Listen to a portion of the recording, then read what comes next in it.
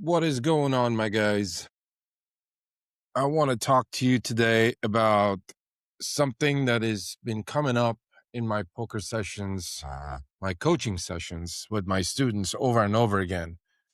And it's basically that you guys are not thinking properly in the hand. Today, I want to talk to you about how to get away from the solver mentality, how to think through a hand like a human being, because you can do it, because you do it every single day in your lives. But you get to a fucking poker table and all of a sudden, boom, you don't know what the fuck you're thinking. You're not even thinking. You're trying to remember some obscure shit from the solver. That's not how we play poker. Poker is a game of people. Poker is a game of logical decision making. And you guys are failing that because you're making it way too fucking complicated. And I get why. And I get why that is happening. In the past, we didn't have computers, we didn't have solvers, but there were people like, Doyle from the age of the cavemen. He was crushing poker.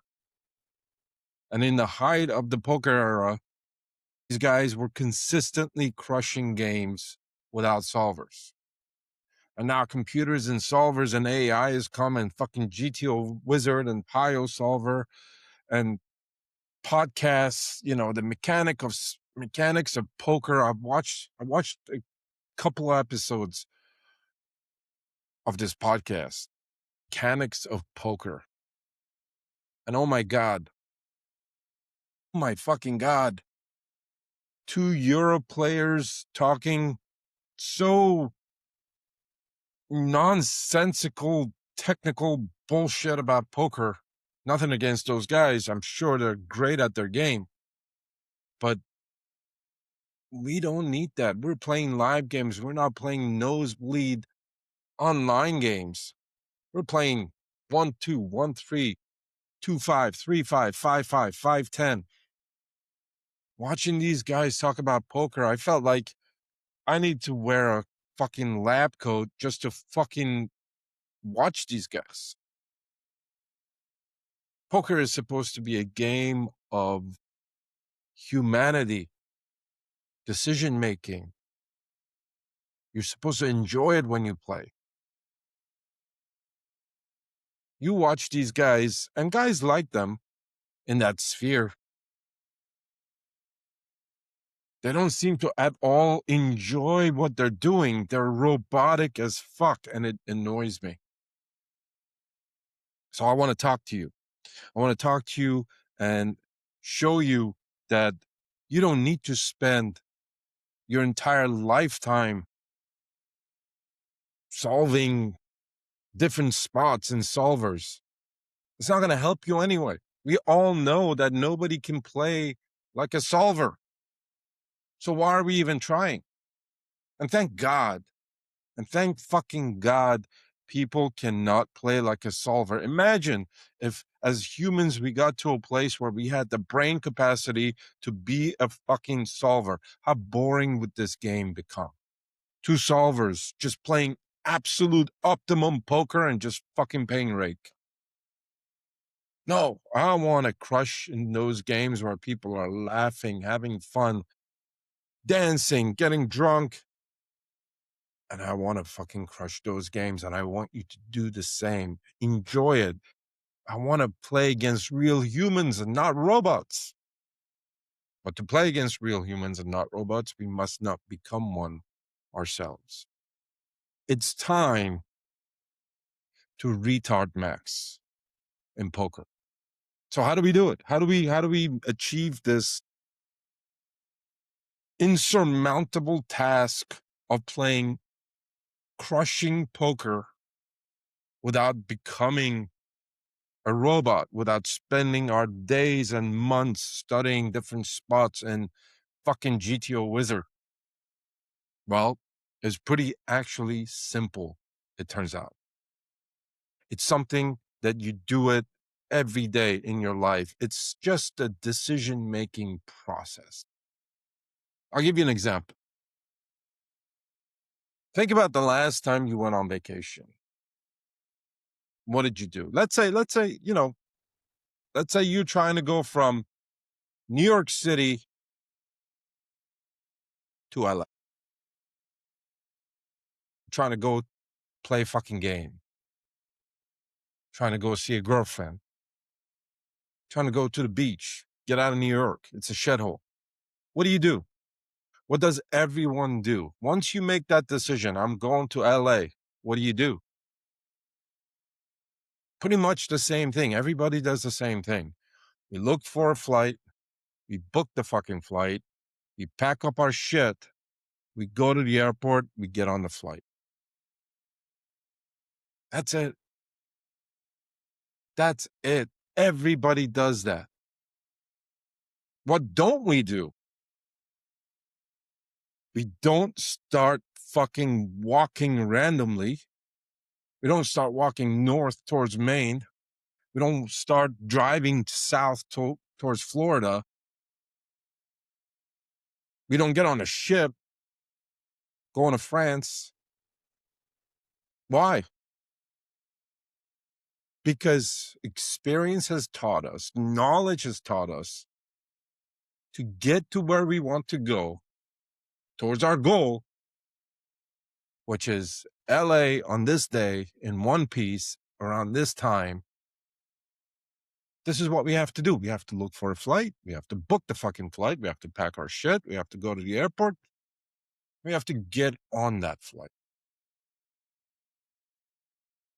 Yeah, it can work out that if we start walking randomly or get on a ship or driving, we might end up in LA somehow at the end of it, but not likely. Is there a chance? Yes. But the most proven way is those 5 basic steps. Look for a flight, book a flight, pack your shit, go to the airport, get on the fucking flight.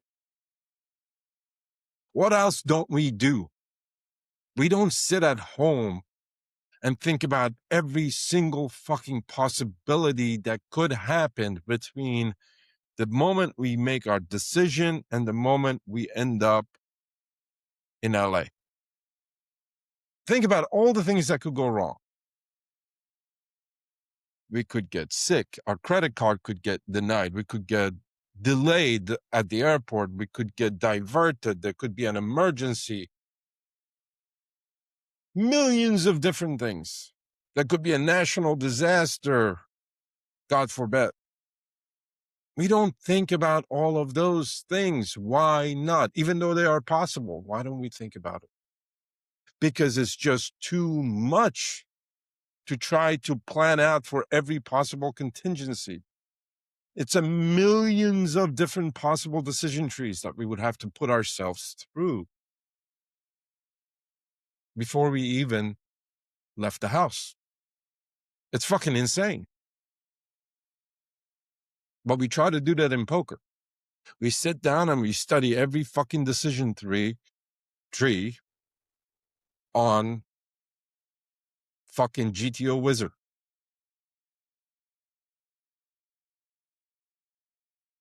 It's absolutely insane. If you kind of think about it, at the beginning of any decision you make in life, be it going from New York to LA or a poker hand, the amount of decision trees available to you is relatively low. And as you progress through the hand, the number of decision trees exponentially goes up into the millions. Imagine putting yourself in a spot where you believe to be the best in life or in this beautiful game that resembles life like no other game. You have to be able to process through all of those decision trees. You have to know them. You have to have a contingency for them.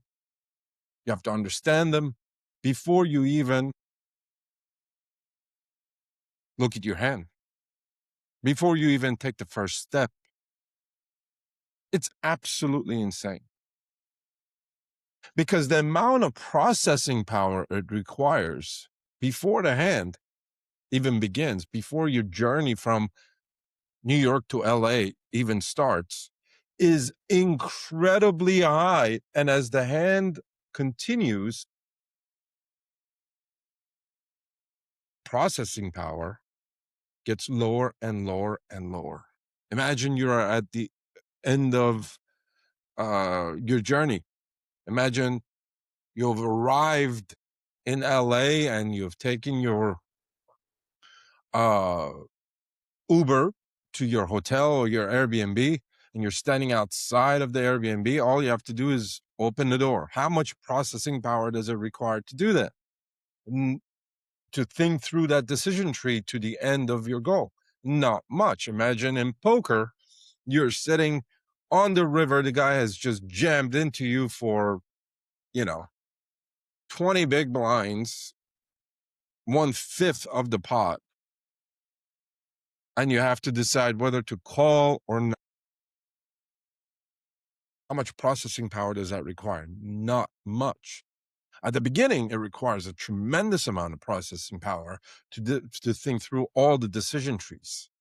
But at the end, towards the end, less and less. So if you were to graph these two things, one being the amount of possible decision trees at the beginning of a journey, at the beginning of a hand to the end, it's going to go low to extremely exponentially high, kind of like this. I wish I was good at graphics. I could show it to you, but I'm not. I'm a poker player. Conversely, the amount of processing power that it requires to think through all the possible decision trees, at the beginning, it's extremely high, and then it comes down. Two graphs, exactly opposite of each other, crossing at a point. Right where they cross, that's the sweet spot. When you're going from New York to LA, that sweet spot is when you get to the airport. You figured it out until then. And anything happens past that, you figure it out. Flight gets delayed, you figure it out. You get hungry, you figure it out. Flight diverts to Sioux City, Iowa on the way to LA, you figure it out. God forbid the flight crashes and you live, you figure it out. But how do we figure it out?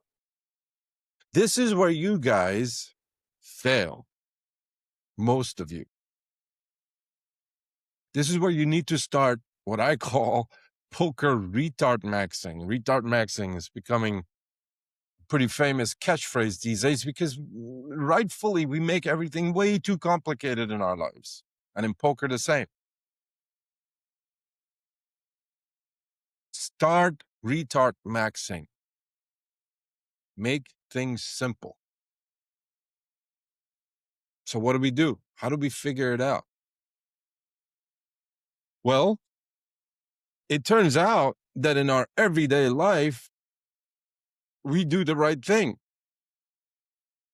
It's obvious to us. We want to end up in LA at this time on this day in one piece, and everything we do along the way, be it all the plans goes well for us or our life completely diverts and our flight diverts and everything gets delayed and they lose our baggage, everything we do, how we respond to everything that journey is throwing our way, it's with the goal of getting to LA on this day, on this time. And even if it's not possible anymore, the flight crashes and we're in the middle of the Rocky Mountains, we come up with a new goal, is to survive. The key is we always have a goal in life, consciously or subconsciously. But in poker, you guys completely forget about that. You're thinking about what a fucking solver would do. Who cares? Nobody plays like a solver. What you should be doing is following the two graphs. At the beginning, yes, there are some set of guidelines, some set of tactics that give you directional integrity. That's why we don't open hands like 9-4 offsuit the same way we don't start walking when we want to go to LA from New York. In chess, they call it opening moves. And in poker, we have some set of standards that either through experience or brief study, we can give ourselves a structure to have directional integrity when we begin the hand. And all of that is also adjustable and tweakable based on population tendencies and our opponents. That's the thing we have to keep in mind. But past a certain point where those two graphs cross, where we are at the airport, we no longer should be trying to figure out what all the possibilities are. We should deal with the problem in front of us at hand with the outcome that we want to achieve. We have to make a decision in poker. In life, we do it. The decision is obvious. We want to end up in LA at this time on this day in one piece. But in poker, you guys, and I've been guilty of it myself, to be honest, we don't make decisions. What do we want this happen? What do we want for this hand? And how do we want to get there? Of course, it's dependent against our dependent based on our opponents and their tendencies and the texture of the board and all of that stuff. The math is a huge part of it. But we have to make a decision. Do we want to go for value extraction? Do we want to stack the guy? Do we want to protect our stack? Do we want to go for equity denial? Do we want to just get to do a showdown cheaply? Or do we want to just get the fuck out of the way if certain things happen and live to fight another day? But we have to make a decision.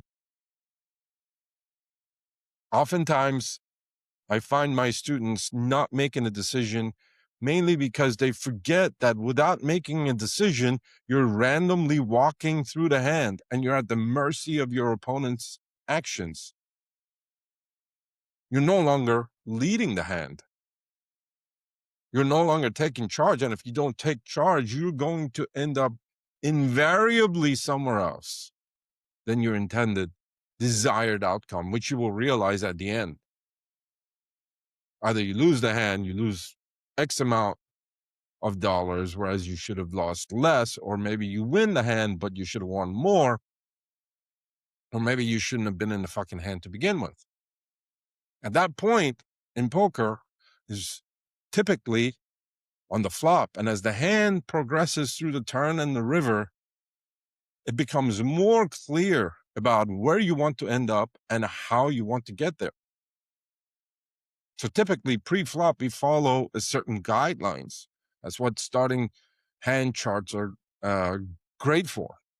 Maybe a solver can be helpful in that regard. But past that, you got to make a decision and you got to figure it out. We're trying to figure it out without making a fucking decision. It's like going to the airport and your flight gets delayed, and now just hanging out at the airport, see whatever flight you can get on without making a decision that, no, I want to go to LA. That was my goal. That is my goal. I want to get there on this day. Just getting on any random flight. How is that going to help you? Maybe sometimes by accident, you end up getting on the right flight to LA that'll get you there at the right time or right day. But there's thousands of flights every day out of every airport. Out of JFK, out of LaGuardia. What are the chances you're going to get on the right one?